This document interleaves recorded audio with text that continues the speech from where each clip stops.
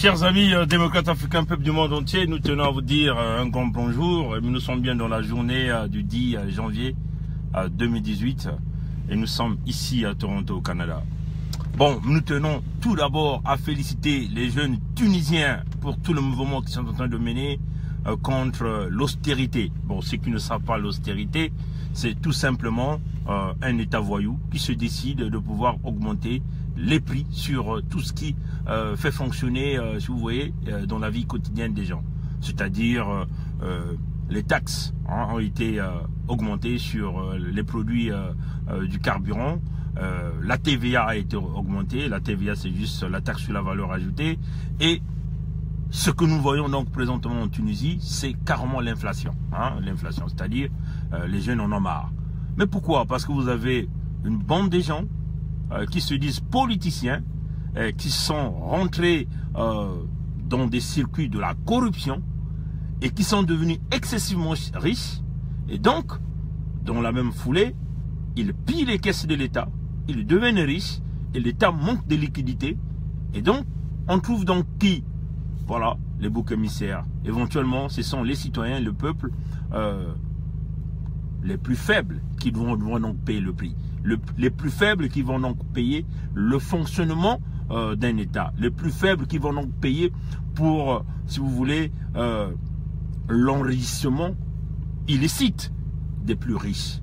Et c'est cela.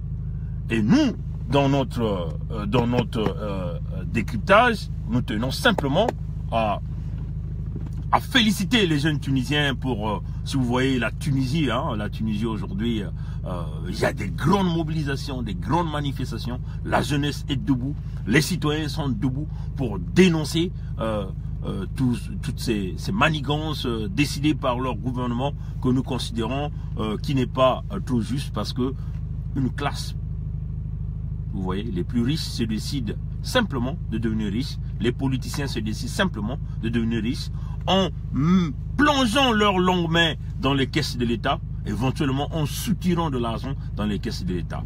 Et c'est le citoyen ordinaire qui paye. Mais les Tunisiens ne sont pas comme les jeunes africains, subsahariens, vous voyez, des jeunes noirs africains qui restent cantonnés dans leur maison, qui ne bougent pas d'un iota. Les Tunisiens, c'est un peuple vaillant. Ils ont réussi à chasser Ben Ali, ce dictateur qui s'est enrichi derrière le dos des citoyens.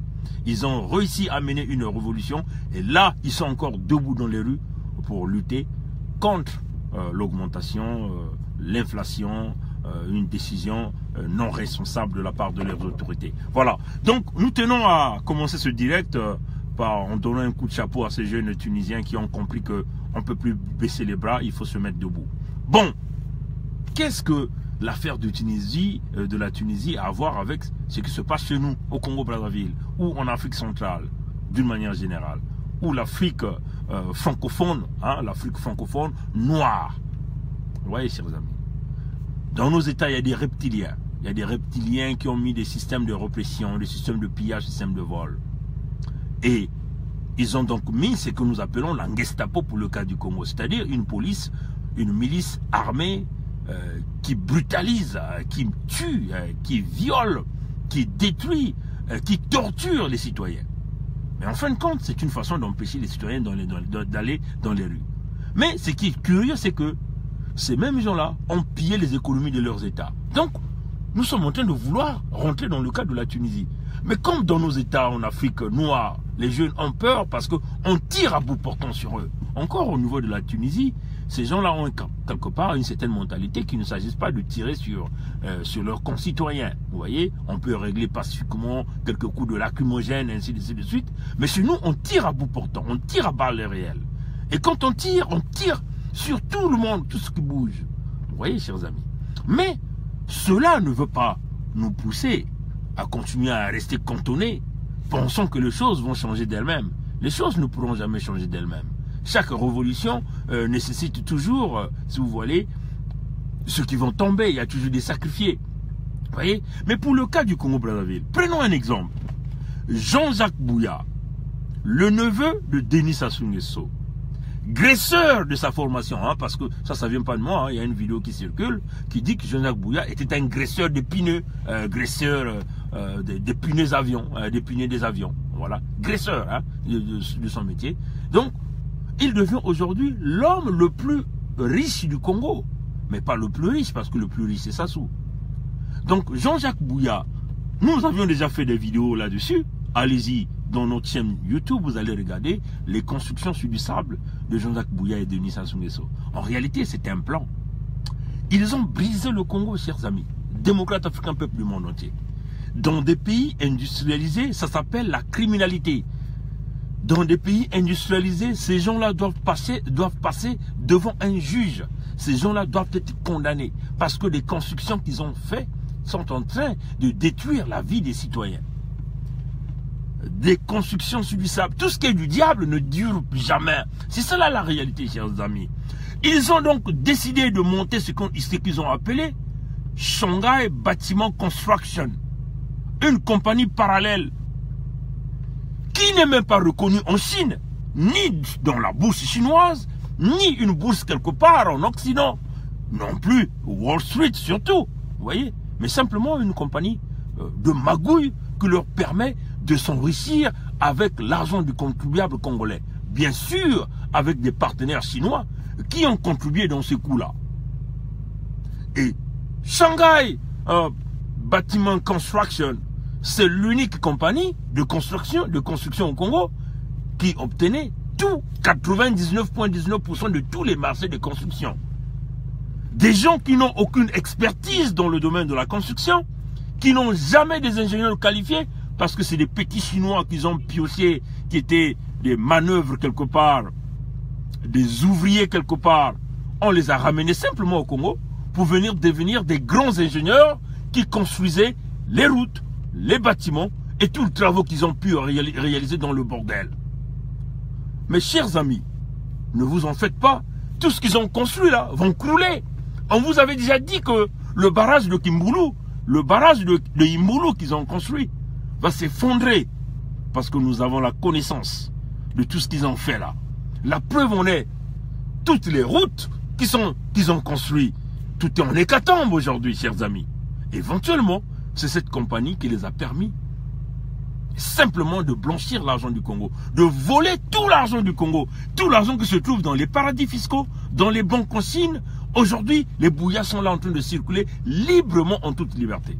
Vous savez, pour essayer un peu d'embrouiller, si vous voyez, le Fonds monétaire international dans cette affaire des audits, Sassou se décide simplement de vouloir condamner quelques gens qui ont grignoté de gauche à droite au niveau du centre hospitalier universitaire de Brazzaville, donc le CHU. Éventuellement, on essaie d'indexer un gars que nous connaissons tous qui a fait un discours, c'est un Ibovi, et ses proches qui ont dirigé cet hôpital. Bon, on nous parle qu'ils sont à la DST, même là encore il faut se poser des questions de quel genre de DST ces gens-là sont.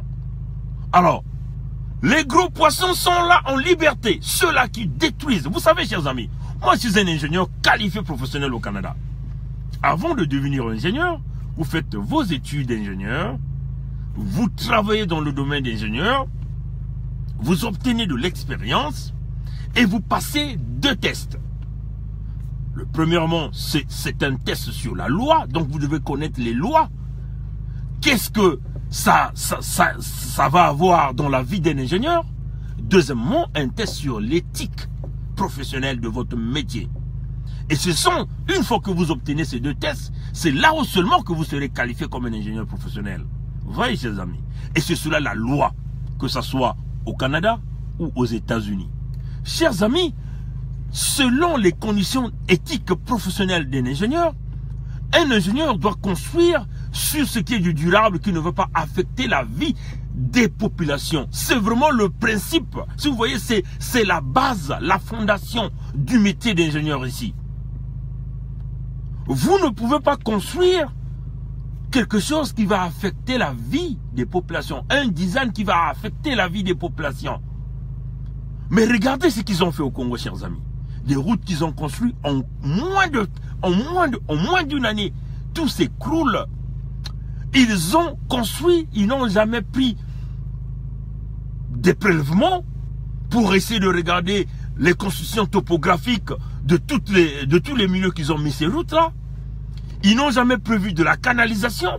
Vous voyez, chers amis, peuple du monde entier démocrate africain, toutes les routes au Congo, quand il pleut, c'est toute la ville qui est inondée. Ils n'ont jamais prévu de véritables systèmes de drainage pour pouvoir recueillir les eaux et les emmener vers un endroit où on peut les collecter pour les déverser, soit dans le fleuve Congo ou quelque part ou dans des égouts. Ils n'ont jamais prévu ça.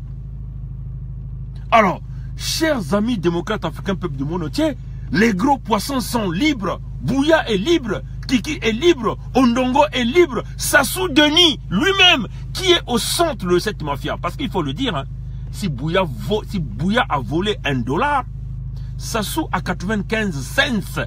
Bouya a 15 cents. C'est cela la réalité. Voilà pourquoi tu vois, quand Sassou est parti en Chine, on lui a dit que mais votre collaborateur a beaucoup d'argent ici. Vous êtes en train de venir chercher de l'argent. Sassou n'a jamais ouvert une bouche. Sassou n'a jamais ouvert sa bouche. Vous voyez, chers amis. Parce que Sassou sait que quand Bouya vole $1, Sassou a 95 cents et Bouya a 5 cents. C'est cela la réalité, chers amis. C'est un cercle, un cycle de pillage et de vol qui se fait au niveau du Congo sur la destruction de ce pays. Vraiment, ça me fait pitié quand j'ai vu les habitants de Ngamakoso. Ngamakoso, eh oui, on vous le dit, chers compatriotes, vous avez acclamé. Sassou est un homme fort. Sassou est un homme fort. Aujourd'hui, vous êtes en train de pleurer. N'est-ce pas, chers amis? Je compatis avec vous, parce que je suis aussi congolais. Je compatis avec vous parce que je vois la souffrance et votre difficulté. Les maisons que vous avez construites sont en train de se crouler. Pourquoi? Mais parce que vous avez simplement acclamé les gens que vous avez cru qu'ils étaient forts, qu'ils étaient capables de venir vous sauver. Bon, il est temps, chers compatriotes de Ngamakoso, vous qui vivez à Talangaï au nord du Congo. On a vu la route du Nord numéro 2, n'est-ce pas? Dites-nous, il y a combien de véhicules aujourd'hui qui assurent le transport entre Brazzaville et cette route nationale numéro 2? Alors, nous avons tous vu les conditions. Et cette route-là affecte qui? C'est d'abord toi, citoyen, ressortissant du Nord. Nous, ici, on ne masse pas les mots. Parce que nous ne sommes ni contrôlés, ni par vos leaders qui sont en train de vous briser, de détruire le Congo, qui veulent commencer à aller faire leur petit moziki de ce qu'ils ont appelé dialogue pour se partager de poster l'argent du pays. Et toi, le peuple, tu continues à souffrir. Nous sommes là pour le peuple congolais. Et voilà pourquoi on vous le dit, vous, peuple du Nord, allez, bougez-vous. Bougez-vous, parce que vous commencez aujourd'hui de pleurer. Vous avez indexé Bouya, n'est-ce pas? Mais vous oubliez un homme, Denis Sassou Nguesso. Denis, c'est lui le mal de ce pays. Le mal numéro 1, c'est ce Denis-là. C'est lui le mal numéro 1. Quand Bouya vole pour 95%, ça va demeurer les fonds de Sassou. Et Bouya à 5%. Ondongo vole 95%, c'est Sassou. Ondongo à 5%. Denis Christel vole 95%, c'est Denis Sassou. 5% pour Christel. Et c'est cela, c'est comme ça que ça a toujours fonctionné, chers amis. Oui, nous voyons, le Fonds monétaire international nous parle. Bon, il faut que les dignitaires de ce régime puissent déclarer leurs avoirs dans le domaine pétrolier. Mes chers amis, ce n'est qu'un début, n'est-ce pas? Là, le Fonds monétaire international vous demande le bout du doigt. Après-demain, ils vont vous dire de déclarer tout ce que vous avez à l'international. C'est-à-dire toutes les maisons que vous avez achetées, de l'argent que vous avez dissimulé à l'extérieur, même des fonds que vous avez dissimulés dans vos bunkers personnels. Mais nous avons tous ces chiffres-là. Et chers amis, nous considérons que tous ceux-là qui contribuent pour la souffrance des populations, ceux-là qui ont occupé des postes de responsabilité, qui devaient censés apporter de la construction pour les populations, une vie paisible pour les populations, qui n'ont pas pu faire leur métier convenablement, leur boulot convenablement, ils seront accusés, 1, de négligence, deuxièmement, de l'incompétence, troisièmement, simplement du vol. Et c'est cela que nous ferons. Voilà pourquoi, chers amis, il est temps, toi le soldat congolais, que tu commences à penser comment détruire la tête de Denis Sassou. Il est temps que toi, le peuple congolais, tu commences à penser comment détruire. Si vous n'arrivez pas à attraper le grand poisson qui est Sassou, au moins de le détruire, mais détruisez Bouya, détruisez Christel, détruisez Ondongo, détruisez Okemba, détruisez Ndenge. Dès que tu as l'opportunité, tu le fais. La souffrance des populations du Nord, aujourd'hui sur cette route du Nord que vous êtes en train de crier, mais c'est la souffrance de tout un peuple. Les populations de Ngamakoso qui sont en train de pleurer, 99% des populations qui vivent en Ngamakoso, ils sont d'où? Ressortissants du Nord. Puisque ce monsieur qui a fait ce témoignage sur votre télé là, il a dit quoi? Moi je suis ressortissant du Nord. C'est ce qu'il a dit. Et moi je le tiens par leur propre parole. Et qu'est-ce que ça signifie quand tu es ressortissant du Nord? Ça veut seulement dire que tu dois lutter pour la survie de tes enfants. Mais si vous avez des gens qui menacent la survie de vos enfants, que devez-vous faire? Lutter, n'est-ce pas? Au lieu d'envoyer vos enfants dans la gueule de loup. Alors, peuple congolais, démocrate, africain, peuple du monde entier, comprenez, on vous avait déjà dit, chers amis, que tout ce qui est construit sur du sable finira par s'écrouler. Tout ce qui est du diable ne dure jamais. Mais ce qui est de Dieu et ce qui est fait sur du durable demeure toujours là pour des longues durées. Alors, peuple congolais, réveillez-vous. Nous sommes là comme des lanceurs d'alerte. Soyez comme ces jeunes Tunisiens qui sont dans la rue aujourd'hui. Mais ne vous en faites pas. L'austérité que nous sommes en train de voir, les lois qui sont en train de se faire voter en Tunisie, est en train d'arriver au Congo. Vous avez entendu? Ils ont décidé de voler simplement l'argent. Ils veulent que toi, le peuple congolais, puisse payer pour ça. Ils vont augmenter les taxes sur les produits de carburant. On nous parle déjà des taxes. Donc le litre d'essence. Toi, le petit chauffeur congolais qui vit de ton métier de taximan, de conducteur de bus, ça va être difficile. Premièrement, le carburant est une denrée rare. Deuxièmement, les taxes vont être galopées. Le prix du carburant du litre va aller très haut. Ça va être difficile pour toi de survivre. Deuxièmement, ils vont augmenter tout ce qui sont la taxation. Donc la TVA va augmenter. Ils vont augmenter l'obtention des licences qui te permettra de commencer à conduire ton bus. Et c'est pas encore fini. Ils veulent même s'attaquer aux fonciers. C'est-à-dire, vous qui avez des parents, vous qui êtes restés avec de l'héritage d'un bien, une maison, léguée par vos parents, que vous vivez même difficilement, que vous nourrissez même difficilement dans votre maison, on commence à vouloir vous demander de payer des taxes foncières, comme ici, à l'Occident. Alors ça, c'est un modèle qui ne fonctionne pas dans nos pays. Alors, chers amis, qu'est-ce qui va arriver? Mais ils vont commencer par vous ravir les maisons. Ils vont commencer par vous ravir les parcelles, parce que vous ne serez pas capable de payer cette taxe foncière-là. Alors, chers amis, ils vous poussent au coin du mur, et ils sont en train de vous noyer au coin du mur, de la même façon qu'ils sont en train de noyer le pays. Voyez, chers amis, c'est cela la réalité. L'inflation, on vous avait dit, vous arriverez à acheter le sac de riz à 400 000 francs CFA. Même toi, le travailleur pétrolier, qui est quoi le plus riche, l'armageddon économique est en train de venir. Alors, bougez-vous, peuple congolais. Réveillez-vous et soyez plus motivés à détruire ce chiffon de Denis Sassou Nguesso et sa bande. Tel était le direct d'aujourd'hui, et que Dieu nous bénisse et que nous pensons que nous allons bientôt arriver à couper l'homme à la tête du diable. Merci, au revoir.